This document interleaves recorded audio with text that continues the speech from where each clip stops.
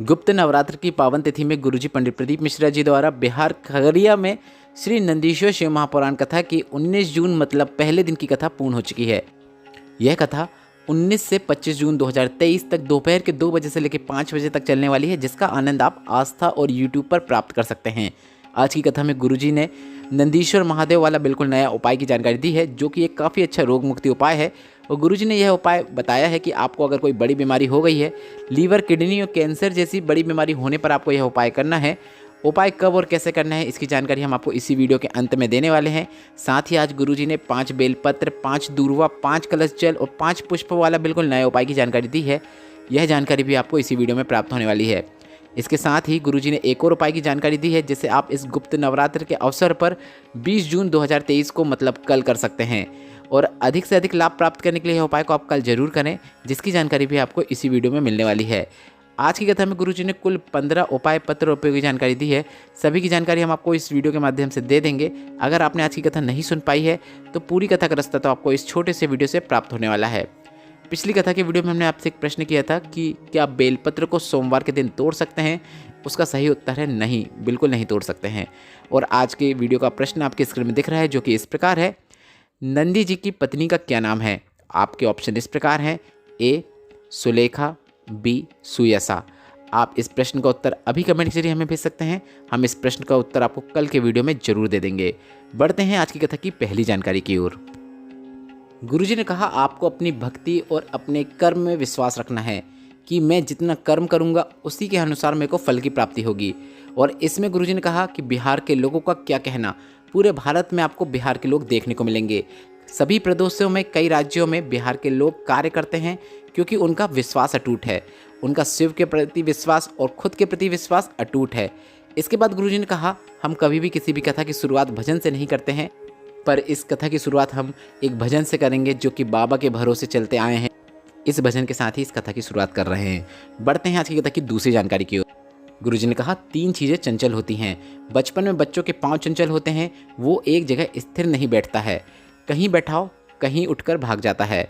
जवानी में रोम रोम चंचल रहता है और बुढ़ापे में जुबान चंचल रहती है, उसे पता ही नहीं होता है क्या बोलना है या क्या नहीं बोलना है।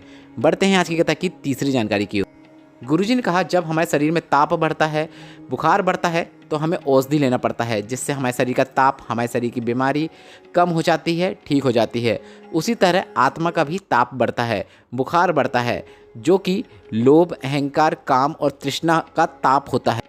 और इसे ठीक करने के लिए हमें भगवान की शरण लेनी चाहिए, भगवान के भजन करना चाहिए। भगवान की भक्ति में आकर आत्मा के ताप को, बुखार को कम किया जा सकता है।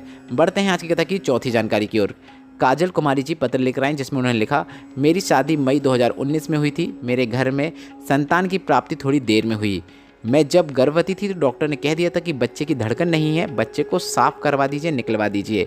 इसके बाद दूसरी और तीसरी सोनोग्राफी करवाई तो उसमें भी धड़कन नहीं थी। फिर मेरे पहचान वाले ने कहा शिवलिंग पर जल कुंदकेश्वर महादेव का नाम लेते हुए चढ़ाओ और उस जल का आचमन करना शुरू करो। डॉक्टर ने साफ कह दिया था कि इस बच्चे का जीवन नहीं है, इसे साफ कर दिया जाए। पर हमने बाबा पर विश्वास रखा, भरोसा रखा। हम रोज़ 1 लोटा जल चढ़ाते और उस जल का आचमन कर लेते। ऐसा मैं निरंतर 9 महीने तक करती रही। सोनोग्राफी भी चलती रही, सब अपना कार्य करते रहे। इसके बाद बच्चे ने जन्म लिया तो वह जीवित था और स्वस्थ था।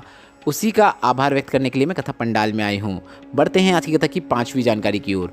रोशन प्रिया जी पत्र लिख रहे हैं, जिसमें उन्होंने लिखा मेरी शादी के 16 वर्ष हो गए थे, पर संतान का सुख नहीं था। गुरुजी सबने कह दिया था कि तुमको संतान नहीं होगी।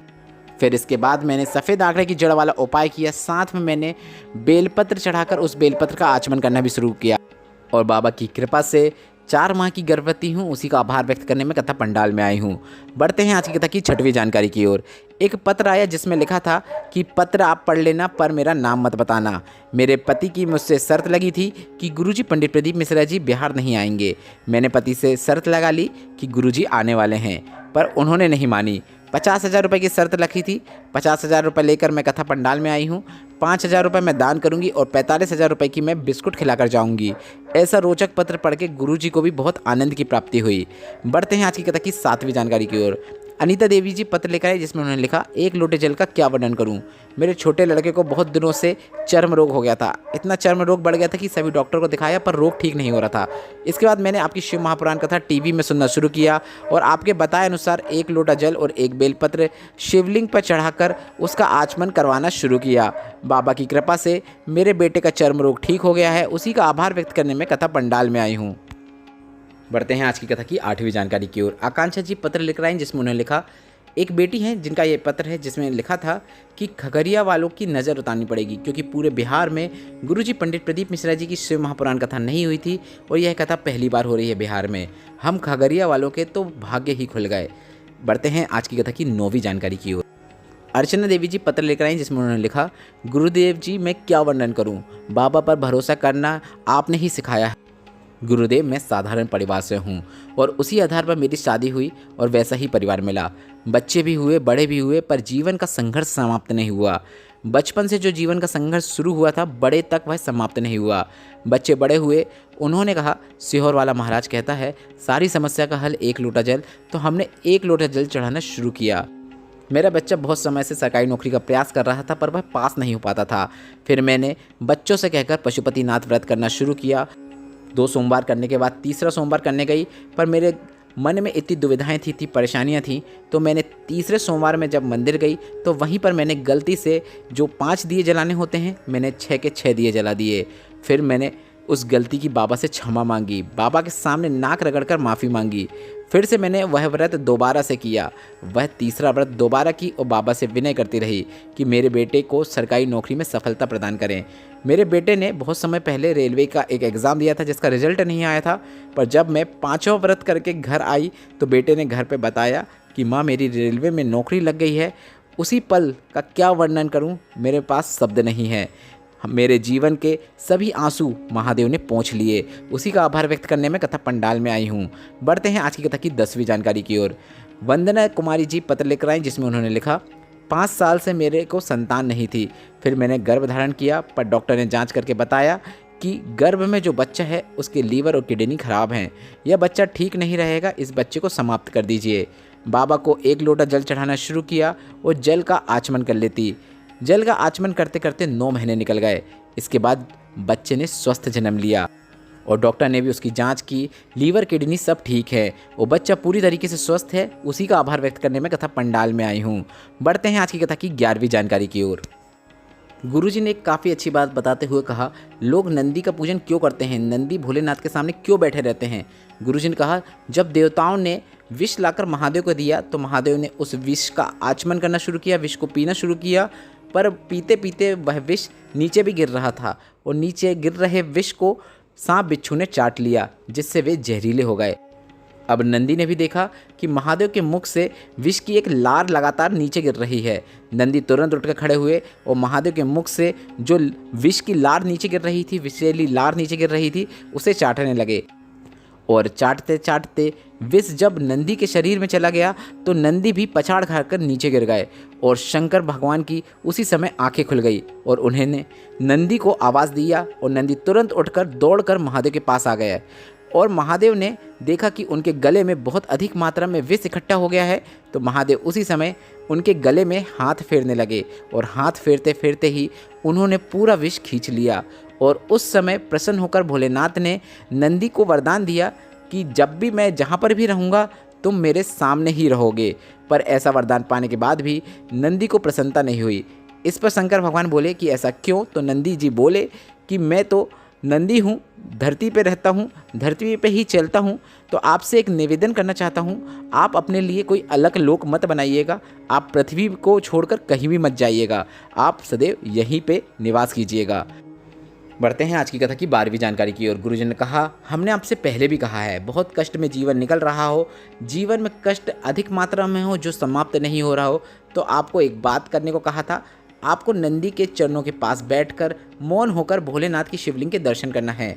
ऐसा आप इसलिए करें क्योंकि जैसे महादेव ने नंदी का ताप समाप्त किया था, उसी तरह जब हम नंदीश्वर के पास बैठकर नंदीश्वर के पांव पकड़कर भोलेनाथ के दर्शन करते हैं तो महादेव हमारे जीवन के जो ताप हैं, परेशानियां हैं, कष्ट हैं, बीमारियां हैं, उन्हें भी समाप्त कर देते हैं। यह गुरुजी का बताया काफ़ी अच्छा उपाय है जिसे आप इस गुप्त नवरात्र के अवसर पर 20 जून मंगलवार को भी कर सकते हैं। यह एक ऐसा उपाय है जिसे आप रोज़ सुबह या शाम कभी भी कर सकते हैं। बढ़ते हैं आज की कथा की 13वीं जानकारी की ओर। आज की कथा में गुरुजी ने नंदीश्वर महादेव वाला बिल्कुल नए उपाय की जानकारी दी है जो कि इस प्रकार है। पहले यह समझ लीजिए कि यह उपाय किन्हें करना है। जैसे कोई बड़ा रोग हो गया हो, बहुत बड़ी बीमारी हो गई हो और लीवर, किडनी या कैंसर जैसी बड़ी बीमारी हो गई हो तो उन्हें इस उपाय को करना है। गुरुजी ने कहा, शिव महापुराण की कथा कहती है, एक दूर्वा एक बेलपत्र नंदीश्वर महादेव का नाम स्मरण करते हुए शिवलिंग पर समर्पित की जाती है। पहले आपको दूर्वा अर्पित करना है, इसके बाद आपको बेलपत्र अर्पित करना है, इसके बाद आपको तांबे के पात्र में जल ले लेना है और धीरे धीरे जल शिवलिंग पे अर्पित करना शुरू करना है। गुरुजी ने कहा, दूर्वा और बेलपत्र के ऊपर चढ़े हुए जल का थोड़ा सा भाग आपको प्राप्त कर लेना है। प्राप्त करते समय आपको नंदीश्वर महादेव का नाम स्मरण करना है। इसके बाद इस जल का आपको आचमन उसी रोगी व्यक्ति को करवाना है और आचमन करते समय भी आपको नंदीश्वर महादेव का नाम स्मरण करना है। गुरुजी ने कहा, मात्र अगर आप आधा चम्मच भी जल पिएंगे तो भी पर्याप्त है और उतना मात्र कर देने से लीवर, किडनी या कैंसर जैसी कई बड़ी बीमारियां होती हैं उनमें आपको लाभ जरूर देखने को मिलेगा। यह निश्चितता है। यह उपाय गुरुजी ने बताया तो नहीं है कब करना है, पर आप इस उपाय को रोज़ सुबह या शाम कभी भी कर सकते हैं और इस उपाय को आप इस नवरात्र के अवसर पर 20 जून मंगलवार को करके अधिक से अधिक लाभ जरूर प्राप्त करें।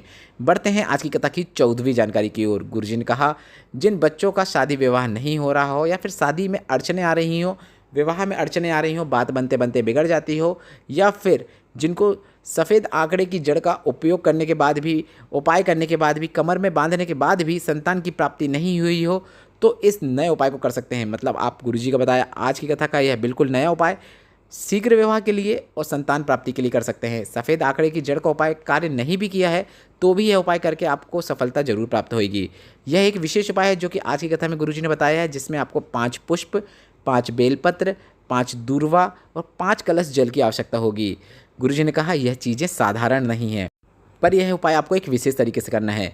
ऐसा नहीं करना है आपको 5 बेलपत्र, 5 पुष्प आपको एक साथ अर्पित करना है। गुरुजी ने कहा, सबसे पहले आपको एक पुष्प अर्पित करना है, इसके बाद एक बेलपत्र अर्पित करना है, इसके बाद एक दूर्वा अर्पित करना है, इसके बाद एक कलश जल अर्पित करना है।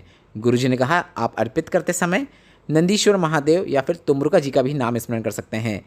ऐसा आपको 5 बार करना है, मतलब 5 बार आपको एक एक करके ही इसी क्रम में चीज़ें अर्पित करना है। गुरुजी ने कहा, 5 चीज़ अर्पित करने के बाद आप श्री शिवाय नमस्तुभ्यम या फिर नमः शिवाय या फिर ओम नमः शिवाय मंत्र का भी जाप जरूर करें। इस मंत्र का जाप भी आप 5 बार जरूर करें।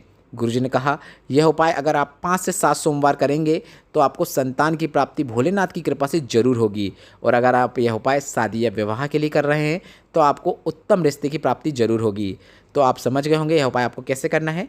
5 पुष्प, 5 बेलपत्र, 5 दूर्वा लेकर जाना है और एक बार में सबसे पहले 1 पुष्प, 1 बेलपत्र, 1 दूर्वा, इसके बाद 1 कलश जल, फिर इसके बाद फिर से 1 पुष्प, 1 बेलपत्र, 1 दूर्वा, फिर से 1 कलश जल। इस प्रकार से ही आप इस उपाय को करके अधिक से अधिक लाभ जरूर प्राप्त करें। यह उपाय आप सोमवार के दिन जरूर करें।